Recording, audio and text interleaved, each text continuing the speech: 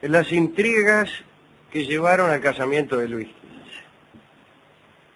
Intrigas que naturalmente no tienen que ver con la actualidad y no tienen por qué tener que ver con la actualidad. Tampoco es cuestión de encontrar utilidad en los episodios históricos solamente cuando hay alguna rima, cuando hay alguna alegoría, alguna metáfora con sucesos actuales. La historia es la historia, qué sé yo. Tenemos suerte de encontrar alguna rima mejor. Menos aún se trata de buscar enseñanzas. Esa gente que busca enseñanzas en todas partes, que cree que todo le deja enseñanzas. Lo muelen a uno a palos y dice, bueno, me han molido a palos, pero por lo menos me ha dejado una enseñanza. Y no me parece a mí que sea un método pedagógico muy adecuado, ese de aprender cuando lo muelen a uno a palos, cuando lo meten preso, cuando lo roban, cuando lo engañan, cuando lo maldicen y cuando lo humillan. Bueno, Pestalozzi se daría vuelta en la tumba. Método, como es programa de enseñanza de quinto año. Humillación general del curso. Golpes en la cabeza a los alumnos menos aptos. Engaños, mortificaciones, y de eso aprende uno. Bueno, la verdad es que hay episodios de la vida que no nos enseñan nada. Por ejemplo, este programa. Hecha esta aclaración y viendo que ya la mayoría del público presente se retira, comprendiendo la inutilidad de su afán de aprender, bien, digamos que nos vamos a ubicar en Francia, en Versalles, en el año 1724. Y Luis XV tenía 14 años, que era la edad necesaria para dar por finalizada la regencia. Usted sabe que después de Luis XIV vino una regencia de Felipe de Orleans, y cuando Luis tuvo los 14 lo nombraron rey, ya con todos los atributos. Desde hacía un par de años, Luis había sido prometido a una princesa española, María Ana Victoria, infanta de España. Y vivía, la chica esta, en Versalles con su futuro esposo, como si fueran dos hermanos los chicos. Hay que decir que María era una niña precoz, Luis era un muchacho tímido, en fin. Tan tímido era que por ahí tenían miedo sus preceptores de que no le gustaran las mujeres, de que detrás de esa timidez se escondiera algún problema terrible en el caso de un rey, que después de todo está obligado a asegurar su sucesión. El preceptor de Luis XV era Fleury, el obispo de Fréjus, y parece que sus enseñanzas dejaban bastante que desear, como después el rey se encargó de demostrar. Le enseñaba juegos de manos, en vez de enseñarle la ciencia, le enseñaba a hacer pruebas, juegos de cartas, sabía todos los escolazos, ¿no? Jugaba al tute, al desconfio, a la escoba de 15, a la brisca, al perro colorado, al cinchón, al 3-7, al 7,5, al 9, al cinquito, a la generala, a la escalera, al mus, al truco, al chorizo. Gente que pierde su inteligencia aprendiendo todos esos juegos, ¿no? No las alcanzo a comprender. Bueno,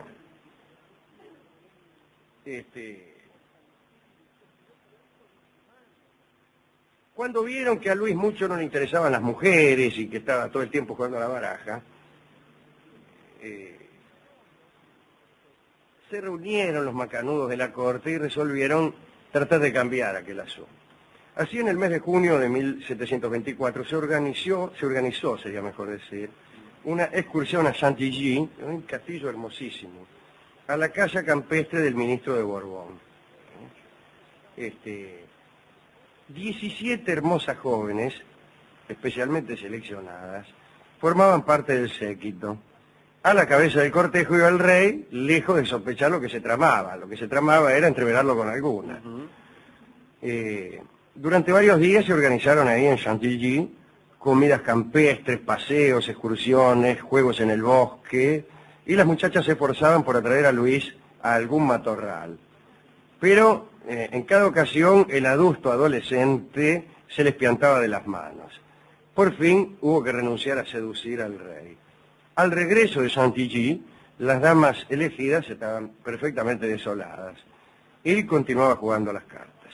Y fue entonces cuando una joven de 29 años quiso triunfar allí donde las demás habían fracasado. Era la señorita de Charolais, quien, según los documentos, estaba dotada de un carácter vivo, generoso y digno de cualquier mal pensamiento. Así que se puede pensar tan mal como uno quiera sin correr peligro de calumniarla. Parece que tenía una colección de amantes prodigiosa. Empezó por entregarse a escenas picantes. Se hacía la gatita, disculpen ustedes, ¿no? Pero... frotaba su cuerpo contra las paredes, suspiraba y una tarde le metió al rey un poema amoroso en el bolsillo. Ya se sabe cómo se pone uno cuando le meten un poema amoroso en el bolsillo. La lectura de este poema, que más que amoroso parecía, en fin, una descripción de las intenciones era de la señora de Charolais. Digo, la lectura de este poema lo inquietó a Luis. Y poco a poco, muy lentamente, fue desapareciendo su reserva. No tuvo encuentro alguno con la Charolais, pero ya empezó a contar chistes subidos de tono y cada tanto tocaba a las cortesanas de palacio. Pasaba una cortesana de palacio y Luis la tocaba. Sí. Mientras tanto, el ministro de Borbón, que aquí entre nosotros era un degenerado, vivía con el siguiente pensamiento. El ministro estaba interesado en que Luis siguiera jugando las cartas para dominar él los asuntos de Estado. Tenía una querida, la señora de Prie. Según las crónicas, la señora de Prie ocultaba bajo un velo de ingenuidad la más peligrosa falsía. Y esta mujer ejercía tanta autoridad sobre el ministro que llegó a ser omnipotente en el Estado. Calcule, un rey de 14 años que juega al chorizo todo el día. Un ministro que domina el Estado y una mujer que domina al ministro. Esa era la situación. La señora de Prie tenía un negocio de trigo y además era espía inglesa, porque recibía una pensión de 40.000 libras desde Londres para favorecer la política inglesa. A los argentinos nos cuesta creer que alguien reciba dinero para favorecer la política inglesa, pero así era en aquellos tiempos. A finales de 1724, la mujer, la señora de Prie, se hallaba preocupada por un problema. Quería casar al ministro, ¿entiendes? Ella era la amante del ministro, pero lo quería casar. Era muy usual en aquel entonces que fuera más cómodo ser la amante de un señor casado, o mejor todavía, el amante de una señora casada. Y ella misma quería elegir la esposa para poder seguir con sus negocios. Necesitaba una joven de origen modesto, tímida, borrosa y dispuesta a garantizar un eterno reconocimiento sin pedir nada. Una mujer a la cual manejar. Tiempo más tarde, la señora de Prie encontró lo que buscaba. La muchacha vivía en una enorme mansión, medio en ruinas, en Vicenburgo, que queda en la Baja Alsacia. Su padre había sido rey de Polonia, pero había sido destronado. Y era pobre, un rey pobre. Se llamaba Stanislao Leszczynski. Y su hija, María Leszczynska, estaba a punto de cumplir 20 años. Stanislao, que era muy pobre, inmediatamente aceptó que su hija se casara con el primer ministro de Francia. De todos modos, la señora de Prie mandó a un pintor, a Gaubert, para que hiciera un retrato de la muchacha, para dárselo a su amante y decir, mirá, fíjate vos, que es una muchacha más o menos. ¿Sí? Y el artista envió la tela a París y la familia Leszczynski se quedó esperando el veredicto del duque de Borbón, que era el ministro. Nadie podía imaginar lo que aquel retrato iba a ocasionar. Cuando el cuadro llegó a Versalles, la señora de Prie apenas sí lo miró. Estaba preocupada por otras cosas. temía que el rey se muriera, por ejemplo, porque Luis andaba siempre de casa, se iba a acostar medio mojado, lleno de barro, un asco, ¿no? Y si moría sin hijos, dejaba la corona al duque de Orleans, hijo del regente muerto, el Felipe, y los negocios de la señora de Prie se acabarían. Para evitar la catástrofe, la solución era sencilla. Era preciso que el rey tuviese hijos rápidamente. Desgraciadamente, la infanta Mariana Victoria, de quien hablamos, tenía solo 8 años. Estaba prometida con Luis, pero tenía 8 años. Y entonces la señora de Prie sugirió a su amante, al ministro, que hiciese romper el matrimonio con la infanta y que le diera al rey, que ya tenía 14 o 15 años, una esposa mayor. La ruptura podía traer graves consecuencias, ¿no? España podía ofenderse, incluso declarar una guerra, pero finalmente las ideas de la señora de Prie triunfaron. Devolvieron, a la infanta a Felipe V. Tomen, dice, aquí la tienen, a la piba esta no se va a casar nada el rey, le pusieron una estampilla en la nuca y la mandaron. Claro, Felipe V se enojó, echó a los embajadores franceses y a todos los nobles franceses que estaban en España y que iban a casarse con alguna española, los piantó. Así que no se casa María Victoria, no se casa nadie acá, dijo el rey Felipe V, que es ese que estaba loco, ¿se acuerdan? No se sabe si esto sucedió o no lo sé yo, no es que no se sepa, antes de que estuviera loco. El caso es que España se dispuso a enfrentarse con Francia por largo tiempo. No sé si era una guerra o qué, pero se unieron incluso los españoles con la Casa de Austria, tradicional enemiga de los franceses. Y Luis XV se quedó solo. Entonces fue a buscar un registro que había, el llamado Estado General de las Princesas de Europa, que es una publicación que recomiendo a todos ustedes. Aparecían allí 100 doncellas susceptibles de instalarse en el trono francés. Las candidatas posibles, ¿no? 48 tenían más de 24, por lo cual parece que no convenían. 10 eran demasiado pobres.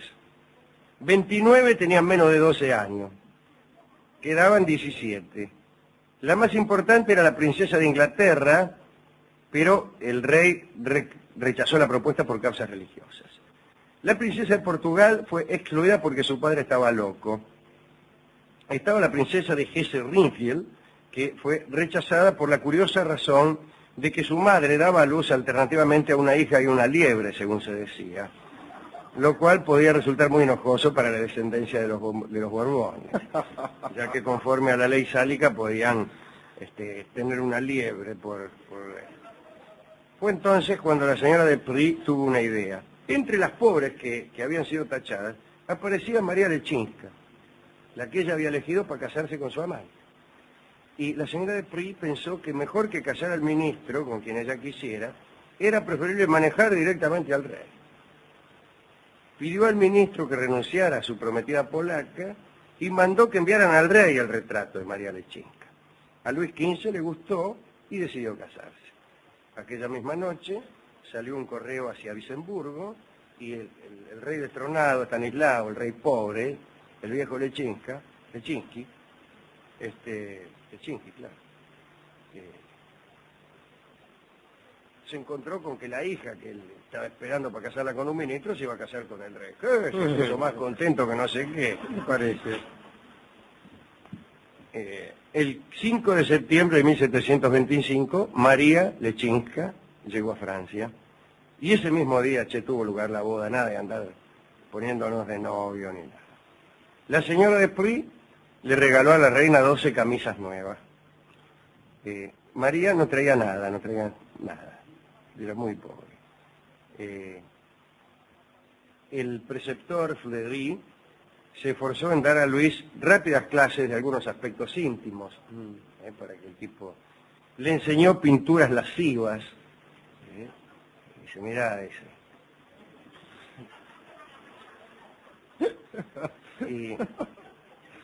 Incluso hizo esculpir unas estatuas desnudas que explicaban la acción íntima. Que es que por fin, en la noche de bodas, Luis XV, con 15 años, se metió en la cama con una mujer. Los documentos aseguran que le dio 7 muestras de su ternura.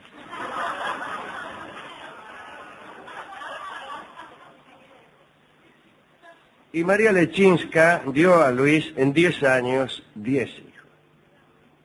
La sucesión estaba asegurada y también las intrigas del primer ministro, el conde de Borbón, y de su amada Madame Latry, quienes durante varios años más decidieron la suerte del reino de Francia. Después, como saben ustedes, mucho hijo, pero Luis ni la miraba, la Lechinska. Pero es eso. Esta historia es la de las intrigas que condujeron al casamiento de Luis con María Lechinska, y además, qué curioso que un rey que fuera tan famoso por su conducta venérea,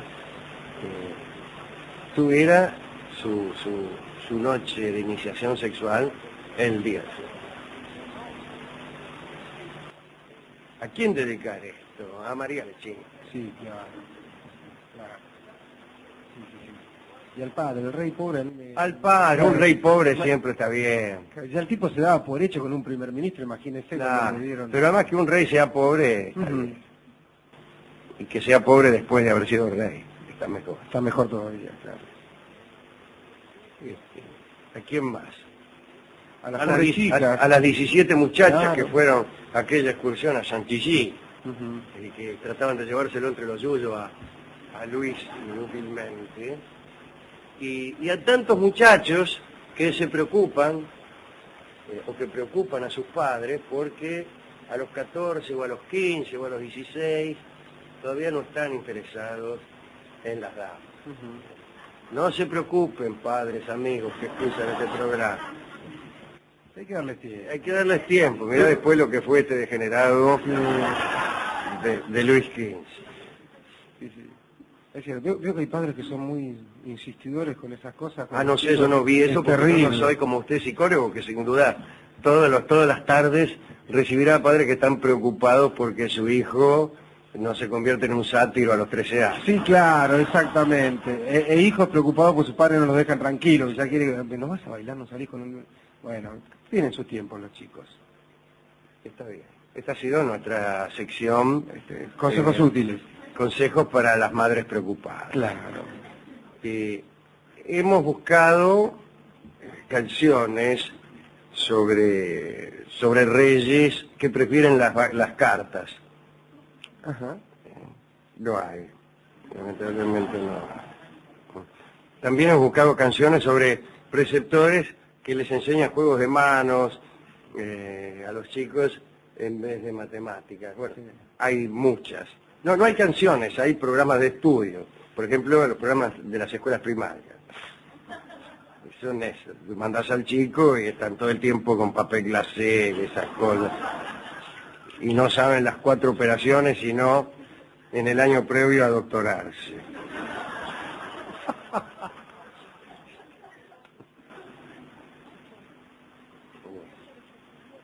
Recuerdo un colegio, no quiero nombrar, donde iba cada tanto, cada vez que entraba parecía que entraba en una fiesta de cumpleaños. Estaba lleno de niños por los pasillos, brindis con gaseosa, sándwiches de miga, gritos, canciones, juegos. Es que les enseñaban a expresarse y a ser buenas personas, según me dijo a mí un día un maestro. Bueno, buenas personas ágrafas, sin duda, y en todo caso analfabetas. Bueno, pero bueno, finalmente conseguimos. ¿Así consiguió algo? Conseguimos un disco que no tenía desde luego nada que ver con las intrigas, pero sí con lo que dijo Luis XV en aquella noche inolvidable con María Lechinska. ¿Qué dijo? Y hasta entonces se había enamorado tan solo una vez. Uh-huh. Entonces dijo, me enamoré una vez. Y me enamoré una vez es el título de una muy feliz ranchera, una ranchera feliz, que van a cantar los Huancahuá, dedica en homenaje a María Lechinska y a todos los que demuestran su estimación a una dama tantas veces como sea necesario.